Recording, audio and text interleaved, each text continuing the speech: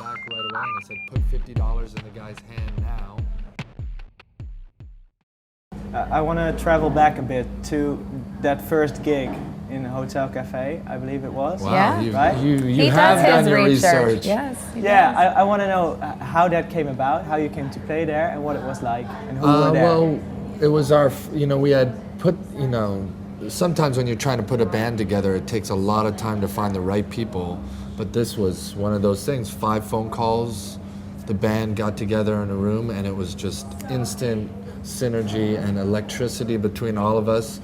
And I'm always a big believer that you book a show before you're ready, because it just like the anticipation of it, everyone just brings their extra effort to the moment. And we played at the Hotel Cafe because it was sort of like one of the Small intimate venues that we could get started, and we actually were falling off the stage. Just there's too many of us almost to fit on the stage, and it was a pretty incredible night. And we could see that from that first show we were just getting a reaction that I've never had before playing music before, with people's expressions of just utter excitement after our performance.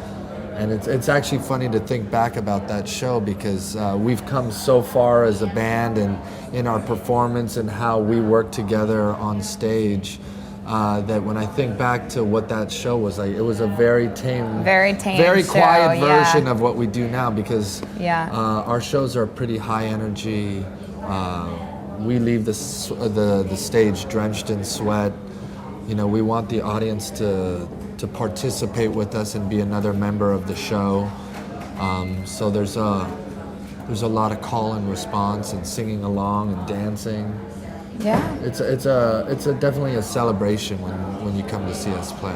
Is that usual for LA shows? No. That interactiveness? Well, I mean, really. besides the kind of the LA scene, more kind of funk bands, that may play, and a lot of us, we don't even play around LA that often anymore. Like, we often travel out because it became this scene of just singer-songwriter and industry, and just very industry, and like people not really having a good time at shows, having more fun at DJing events, so a lot of bands, and then there's kind of a lack of venue to play for kind of independent artists that are not in the kind of alternative, rock category. There's only like a couple venues that really cater more to the kind of soul market, and one of them is still standing. And I think that's one of the reasons why we started to stand out in LA, was that we were able to sort of break the trend of people just standing there down, not doing anything. And I think people were hungry for an experience of being able to let go and have fun and dance and sing along.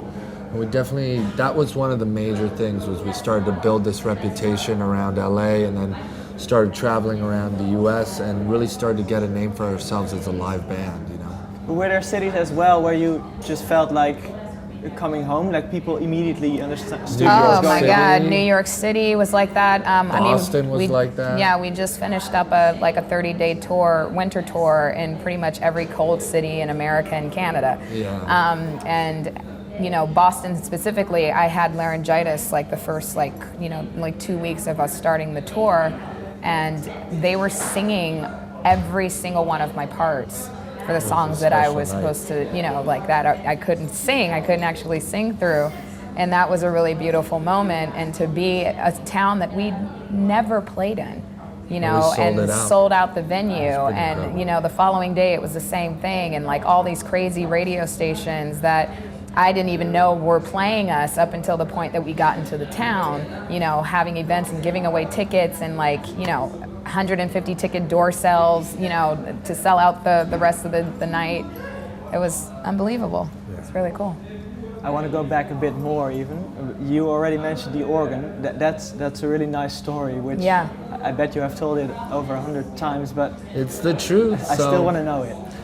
Well, I was going through a horrible breakup and had sort of a no talking policy with the ex-girlfriend, and saw on my cell phone that she was calling, and I ignored the phone call, and got a message and she said, my neighbor is moving. I know we're not supposed to be talking, but he's got this church organ in his basement. I don't even know if it works. He's selling it for $50. He's got a whole bunch of people coming to maybe buy it. Do you want it? And I called her back right away and I said, put $50 in the guy's hand now. Had to find piano movers that would move it that day. And you know, it's just sometimes you get possession of an instrument that is like filled with its own spirit and energy. And turned it on, all the lights lit up, and it actually worked. And anything I touched on, it felt like it could be inspired an idea. And I don't know if it was maybe because it was late at night, but you know, I had one of those moments where the song wrote itself in 5 minutes, start to finish. I don't even really remember writing it, but it was the first track, Breaking the Chains of Love, that starts the record. And that was the moment that started everything. I've been a singer my whole entire life, and I think when you've been a trained singer, you can sing many different styles of music, and then the bigger question becomes, well, what's authentic and true to yourself as a singer? And it was in that moment that, maybe because no one else was around, I was always in love with that style of singing, and I tried it, and it just clicked, and it felt authentic and right. And really, without that organ in that one moment, you know, I wouldn't have been inspired to call James, who wouldn't have turned me on to Noelle, or maybe we wouldn't even be sitting here if it wasn't for that one moment, you know.